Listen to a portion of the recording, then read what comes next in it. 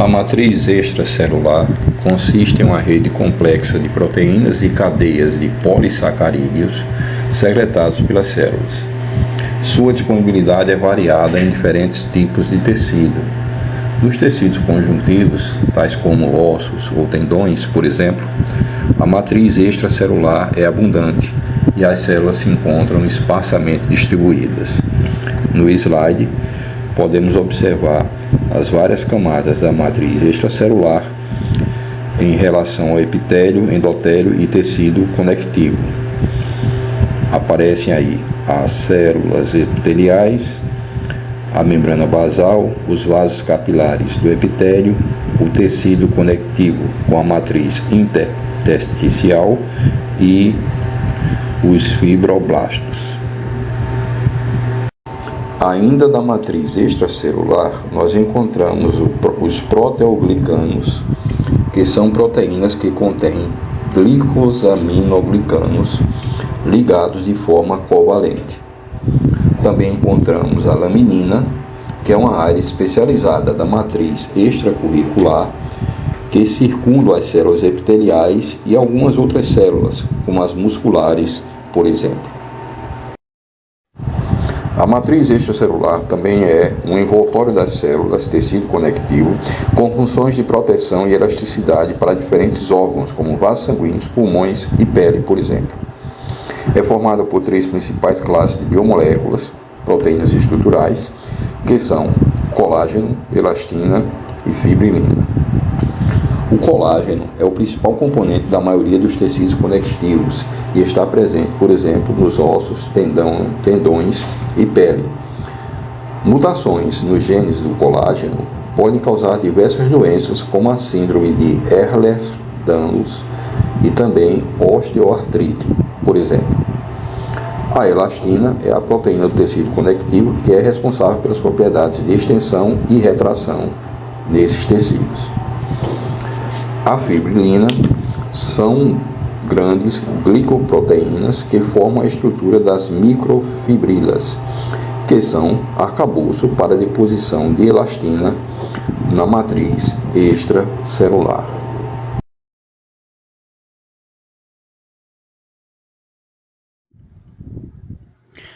Dando continuidade à explicação sobre a matriz extracelular, uma das formas de se verificar seus componentes é classificando essa matriz numa parte composta pela substância fundamental e a outra parte composta por fibras, em que as principais fibras são as colágenas, elásticas e reticulares, conforme já foi mencionado anteriormente.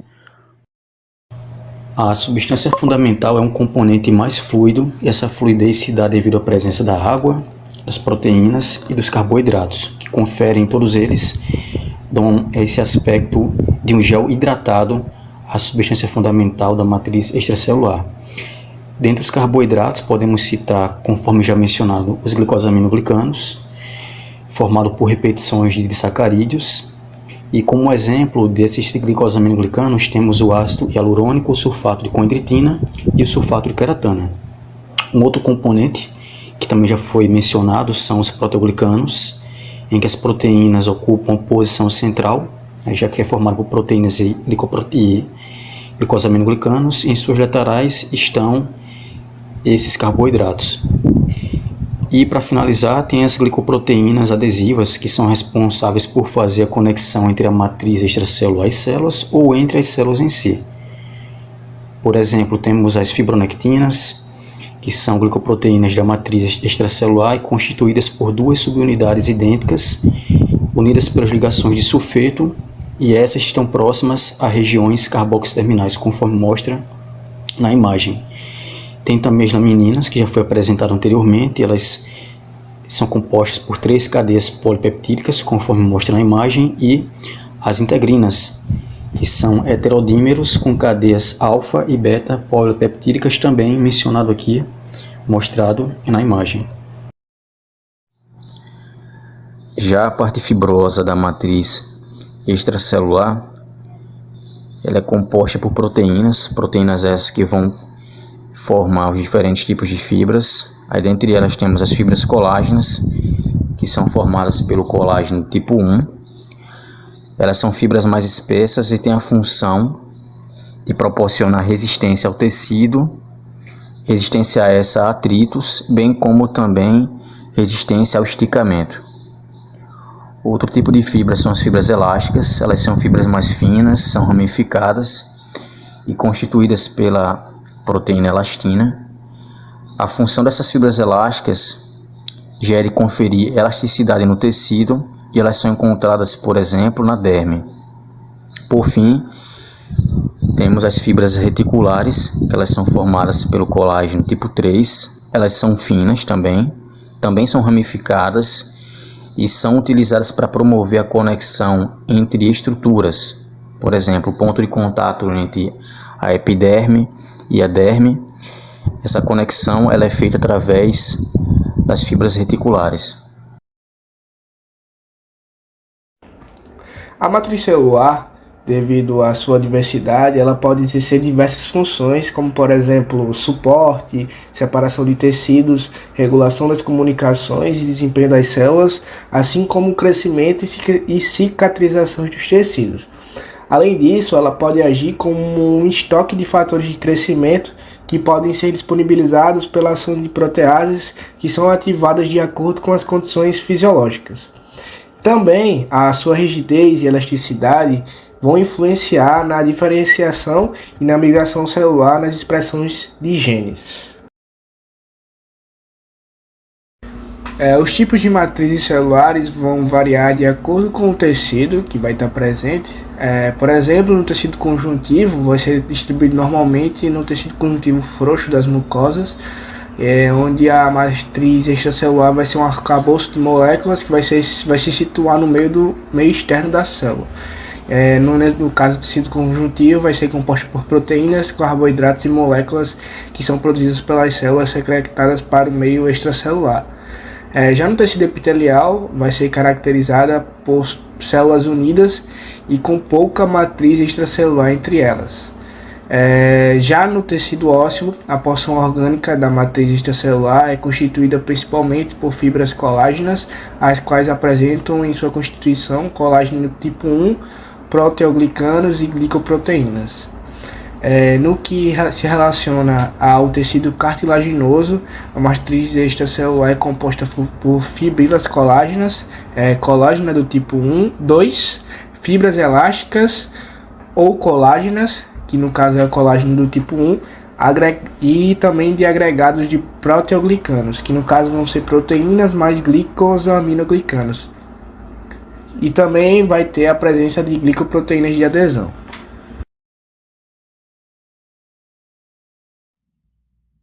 Abordando inicialmente a questão do câncer e da oncogênese, temos no câncer a segunda causa mais comum de morte no mundo, afetando principalmente órgãos como pulmões, estômago, colo, mama, fígado e reto. E temos na hereditariedade e na idade fatores de aumento de incidência, aumento de probabilidade. Antes de abordarmos o câncer em si, é importante frisar e distingui-lo das neoplasias. Então, o que são neoplasias? Neoplasias é tudo aquilo que cresceu recentemente com relação à questão da multiplicação celular. Então, são massas anormais de tecido cujo crescimento ele excedeu aquele dos tecidos normais. E esse crescimento ele é autossuficiente na questão de sinalização. Ou seja, ele não é coordenado com os tecidos normais do seu entorno. As neoplasias elas podem ser classificadas em benignas e malignas, e os cânceres são o que a gente chama de neoplasias malignas. Algumas das principais características das neoplasias, elas estão caracterizadas nessa imagem ao lado. No câncer, a gente tem alguns critérios que os distinguem das neoplasias benignas. Então, a gente tem no câncer uma grande capacidade de diferenciação, tanto de se diferenciar do tecido ao seu redor, como de por um processo de maturação, se tornar mais parecido com aquele tecido. A gente tem a questão das anaplasias, que seria a modificação morfológica e funcional daquelas células. A gente também tem um ritmo de crescimento mais elevado, uma condição de invasão local, que é visível apenas em câncer. Então, células benignas, elas tendem a ter um crescimento mais limitado, onde as células, ao invés de crescerem e se expandir para todo o tecido, elas tendem a se acoplar em um local e seu crescimento produz células mais achatadas. E também a capacidade de metástase, que é vista apenas no câncer, que seria justamente a capacidade de transporte, de ir para outras regiões do nosso corpo. Na imagem ao lado, a gente tem uma exemplificação dessa diferenciação, onde do lado esquerdo a gente tem um adenocarcinoma e do lado direito, com a seta em azul, a gente tem uma área não afetada pelo câncer. Então, é visível a diferenciação entre uma área e outra.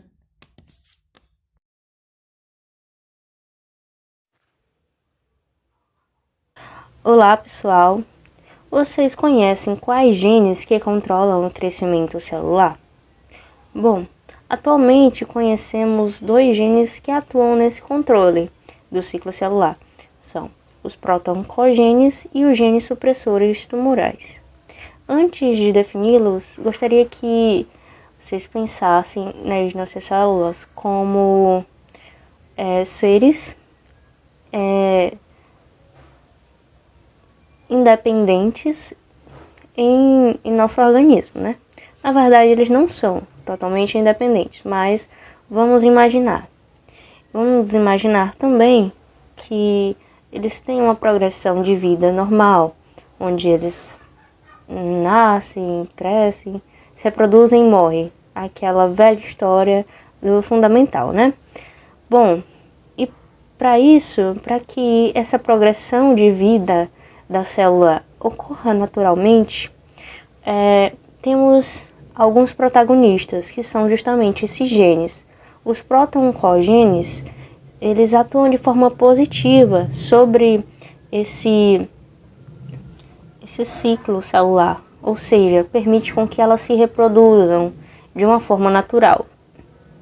Já os genes supressores tumorais, eles vão atuar justamente no controle negativo, barrando esse crescimento, essa reprodução celular.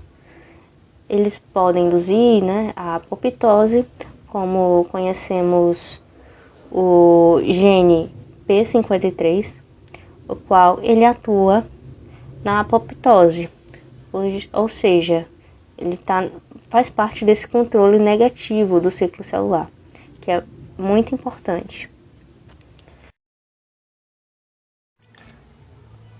Bom, pessoal, agora que já entendemos o que fazem os genes proto-oncogenes e supressores tumorais, vamos imaginar outra situação análoga ao nosso ciclo celular. Em um carro temos os componentes acelerador e o freio, que são importantíssimos, para o carro andar e parar. A nossa célula usa esses genes, como acelerador e freio. Todavia, quando há uma mutação nesses genes, vai haver um descontrole, ou seja, a célula que antes tinha um controle positivo de seu ciclo celular vai continuar se multiplicando como um acelerador quebrado, entendeu? Como um acelerador que emperrou no máximo e está super acelerado. Ou se houver uma mutação no gene supressor tumoral, vai ser como um freio também quebrado, que não funciona, ou seja, impedindo com que a multiplicação celular seja barrada, ou seja, o carro consiga parar. ou seja, ele vai estar sempre acelerando e esse ciclo celular vai estar sempre progredindo.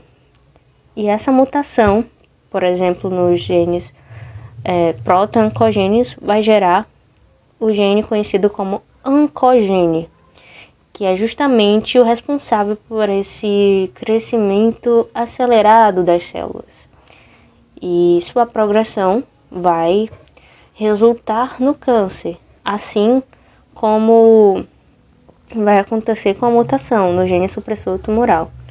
Ele vai ser impedido de impedir com que o tumor se prolifere, resultando num câncer agressivo e que se prolifera rapidamente. Nesta imagem, temos a representação de um esquema prático de como o oncogene se desenvolve. Na ilustração, à esquerda, temos a representação do DNA, com um proto-oncogene e um elemento controle. Esse proto-oncogene está atuando na produção de produtos ou oncoproteínas que estão associadas ao controle positivo do ciclo celular, como por exemplo associados a receptores de membrana, abertos a fatores de crescimento, como representados na imagem, promovendo a ativação da cascata de sinalização. Além disso, também promovendo a transdução de sinal, biossíntese de macromoléculas como DNA, fosforilação de proteínas, isso tudo que promove o desenvolvimento celular. Todavia, quando os proto-oncogenes concluem o processo de regulação e desenvolvimento, estes genes são meio que desligados. Por isso que na imagem temos proto-oncogenes off, pois concluíram esse processo e se desligaram.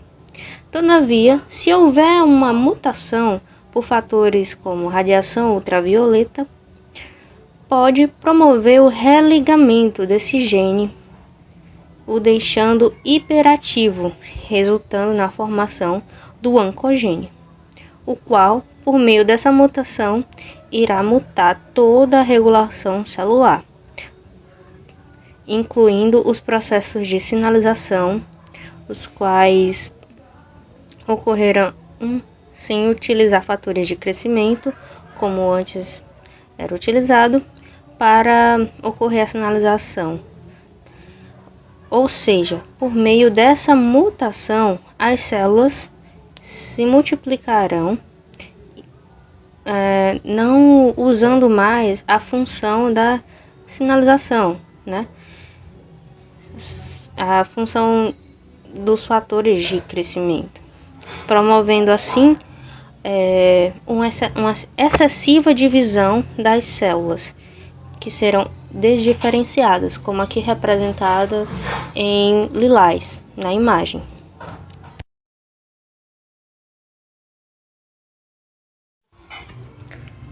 Bom, a evolução do câncer, como ela acontece?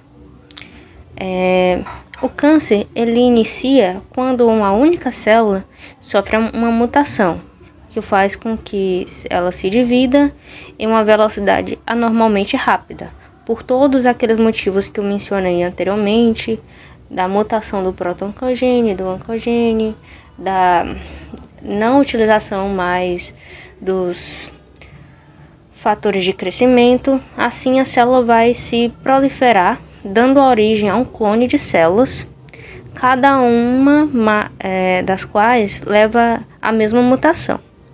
Como as células do clone se dividem mais rapidamente que o normal, elas logo superam as outras. As mutações adicionais que surgem no clone podem acentuar mais a habilidade dessas células em proliferar. E as células tendo ambas as mutações, logo se tornam dominantes no clone. Assim, eventualmente, elas podem ser superadas por células que contêm ainda mais mutações, que acentuam a proliferação. Nesse processo, chamado de evolução clonal, as células tumorais adquirem mais mutações que lhes permitem tornar-se mais agressivas em suas propriedades proliferativas. A taxa de evolução clonal, ela vai depender da frequência com que surgem novas mutações. Qualquer defeito genético que permita que surjam mais mutações irá acelerar a progressão do câncer. Os genes que regulam o reparo do DNA são, em geral, encontrados em estado mutado nas células cancerosas avançadas. E os distúrbios herdados do reparo do DNA são, em geral, caracterizados por incidências aumentadas de câncer. Assim, como os mecanismos de reparo do DNA normalmente eliminam muito dessas mutações, como eu citei anteriormente, os proto-oncogenes e genes supressores tumorais,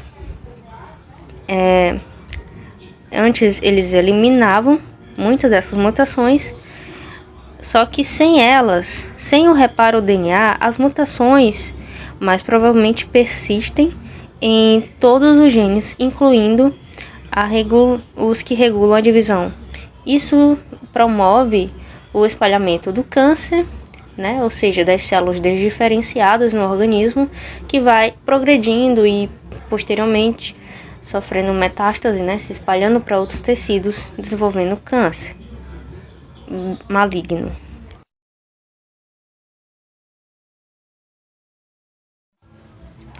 Bom, como já vimos anteriormente sobre a evolução do câncer, temos aqui um exemplo de um distúrbio raro no qual há um defeito no reparo do DNA, nos mecanismos de reparo. Esse distúrbio é conhecido como xeroderma pigmentoso. Neste, as pessoas com essa condição têm taxas elevadas de câncer de pele quando expostas à luz do sol. Algumas moléculas mais importantes envolvidas no processo de adaptação molecular, nesse caso, são os proteoglicanos. Nas células tumorais, o ácido hialurônico permite a migração dessas células através da matriz celular. As células tumorais podem induzir fibroblastos a sintetizar quantidades muito elevadas desse glicosaminoglicano, podendo haver assim a sua própria disseminação. Algumas células tumorais possuem menos heparansulfato em suas superfícies, o que gera uma falta de adesividade nessas células. As paredes interiores das artérias contêm proteoglicanos, como ácido hialurônico e condroitina sulfato, dermatansulfato e heparansulfato. O dermatansulfato liga-se às lipoproteínas de baixa densidade, as LDL, e como aparentemente o dermatansulfato é o principal glicosaminoglicano sintetizado pelas células do músculo liso arterial, ele pode ter um papel importante no desenvolvimento de placas ateroscleróticas. Em muitas artrites, os proteoglicanos podem atuar como autoantígenos, contribuindo para a patologia da doença. Vem ficando cada vez mais claro que, além de ser parte estrutural da matriz extracelular, os proteoglicanos atuam como moléculas sinalizadoras que influenciam o comportamento celular e, atualmente, acredita-se que são importantes no desenvolvimento de doenças como fibrose, doença vascular, cardiovascular e câncer. Foi identificado que vários fatores de crescimento polipeptídicos atuam nos nossos tecidos e células e têm relação com o desenvolvimento de câncer. Esses fatores de crescimento podem agir de forma endócrina, parácrina ou autócrina, e também estimular muitos tipos de células a produzirem uma resposta mitogênica.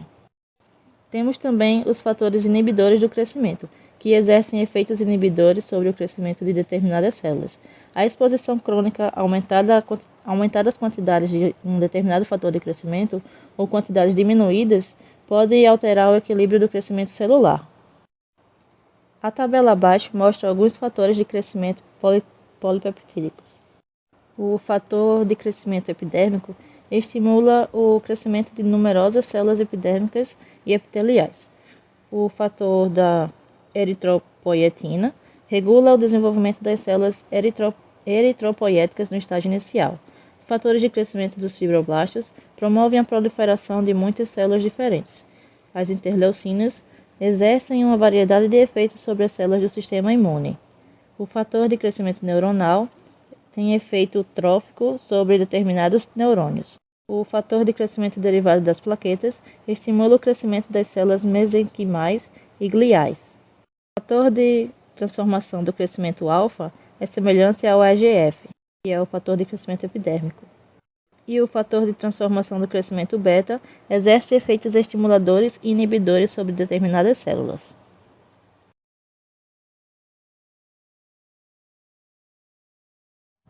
Nesse slide podemos ver a matriz extracelular mostrando os fibroblastos, neutrófilos, macrófagos, mastócitos e também o aparecimento das células tumorais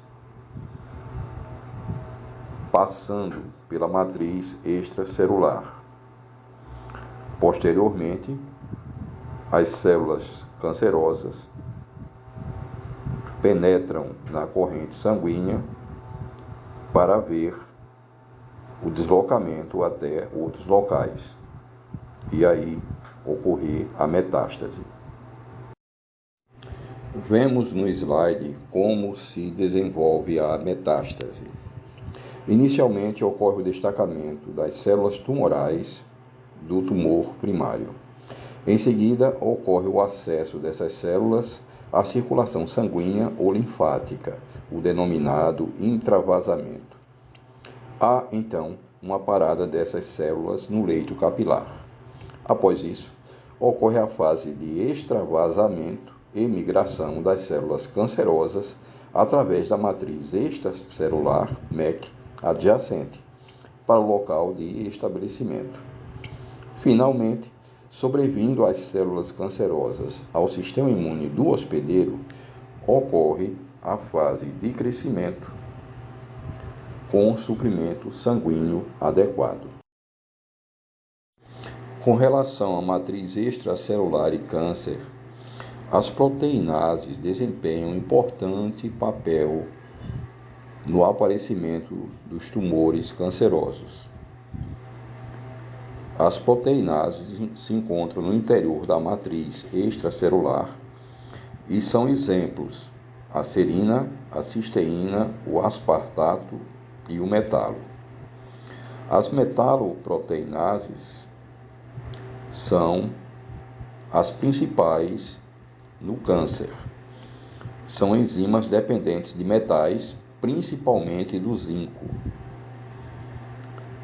A função são degradar proteínas na membrana basal e na matriz extracelular e facilitar a propagação das células cancerosas e sem inibidores até o momento.